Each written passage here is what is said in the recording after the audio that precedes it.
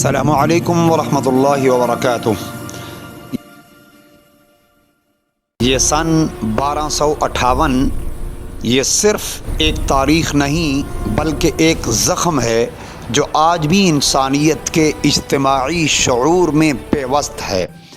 آج ہم ایک ایسے شہر کی کہانی سنیں گے جو علم و حکمت کا گہوارہ، جس کی گلیوں سے روشنی پھوٹتی تھی، لیکن پھر ایک ہی لمحے میں اسے تاریکی کے گڑھے میں دھکیل دیا گیا۔ یہ کہانی ہے بغداد کی۔ ایک وقت تھا جب بغداد دنیا کا دل تھا، علم و فن کا مرکز، جہاں یونانی فلاسفہ کے تراجم کیے جاتے، ریاضی دان آسمانوں کے راز کھولتے اور طبیب لاعلاج بیماریوں کا علاج ڈھونڈتے۔ بیت الحکمت جسے عظیم کتب خانے دنیا بھر کے نایاب نسخوں سے بھرے پڑے تھے۔ دجلہ کا پانی اس شہر کی رگوں میں زندگی بن کر دوڑتا تھا۔ یہ صرف ایک شہر نہیں تھا، یہ ایک تہذیب کا استعارہ تھا، عباسی خلافت کا سر جو صدیوں سے اپنی شان و شوکت کا پرچم لہرائے ہوئے تھا۔ مگر قسمت کو کچھ اور ہی منظور تھا۔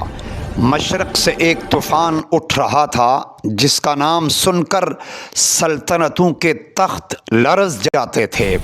اس کا نام تھا ہلاکو خان، چنگیز خان کا پوتا، ایک بے رحم فاتح جس کی فوجیں جہاں سے گزرتیں وہاں صرف راکھ اور لاشیں چھوڑ جاتیں۔ سن 1258 کی وہ سردیاں بغداد کی آخری سردیاں ثابت ہوئیں۔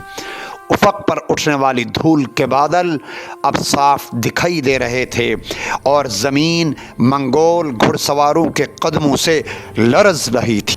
خلیفہ المعتصم باللہ شاید حقیقت کی سنگینی کو سمجھنے میں ناکام رہے۔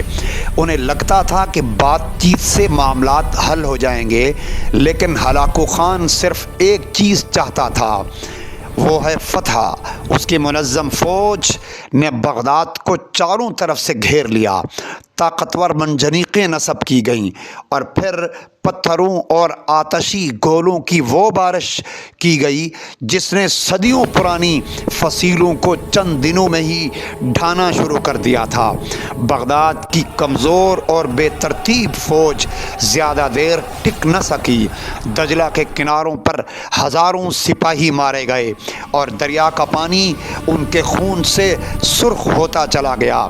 منگولوں نے ایک اور چال چلی، انہوں نے دجلہ کا رخ موڑ دیا جس سے شہر کا بڑا حصہ سیلاب کی زد میں آ گیا۔ آخر کار بھوک، خوف اور بے بسی نے بغداد کے دروازے کھولنے پر مجبور کر دیا۔ جو اس کے بعد ہوا وہ صرف جنگ نہیں، وہ انسانی تاریخ کا سب سے بڑا ثقافتی قتل عام تھا۔ منگول فوج شہر میں داخل ہوئی اور ایک بے رحمانہ قتل عام کا آغاز کر دیا۔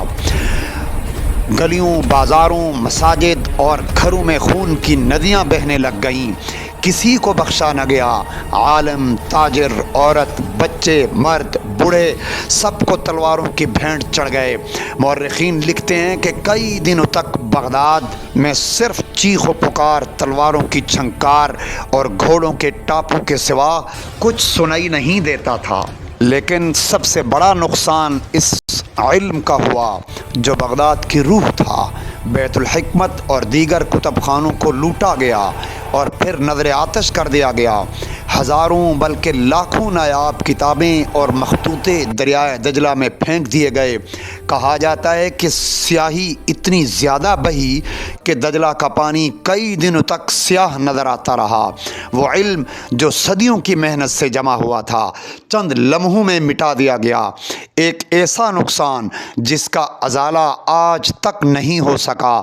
یہ صرف کاغذ اور سیاہی کا نقصان نہیں تھا، یہ انسانیت کی فکری میراث کا نقصان تھا۔ خلیفہ المعتصم باللہ کو بھی گرفتار کر کے لایا گیا۔ منگول اپنے بادشاہ کا خون بہانا اچھا نہیں سمجھتے تھے، سو انہیں قالین میں لپیٹ کر گھوڑوں سے کچل دیا گیا۔ اس کے ساتھ ہی عباسی خلافت کا عملی طور پر خاتمہ کر دیا گیا۔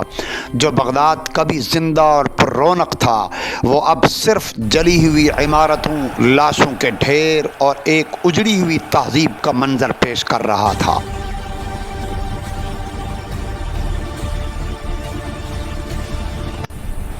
بغداد نے وقت کے ساتھ دوبارہ جنم تو لیا، لیکن اس کی وہ شان و شوکت، وہ علمی مرکزیت اور وہ عظمت کبھی واپس نہ آ سکی۔ یہ کہانی صرف منگولوں کی صفاقی کی کہانی نہیں، یہ ہمیں ایک گہرا سبق سکھاتی ہے۔ یہ سبق ہے اس غفلت کا، اندرونی کمزوری کا اور نا اتفاقی کا جس کی قیمت ایک عظیم سلطنت نے ادا کی۔ تاریخ گواہ ہے کہ جب طاقت، اتحاد اور تیاری کا فقدان ہو تو دنیا کی سب سے شاندار تہذیب بھی مٹ سکتی ہے۔ ہمیں اس داستان سے سیکھنا ہوگا کہ علم کی قدر کریں، اتحاد برقرار رکھیں اور ہمیشہ مستقبل کے چیلنجز کے لیے تیار رہیں۔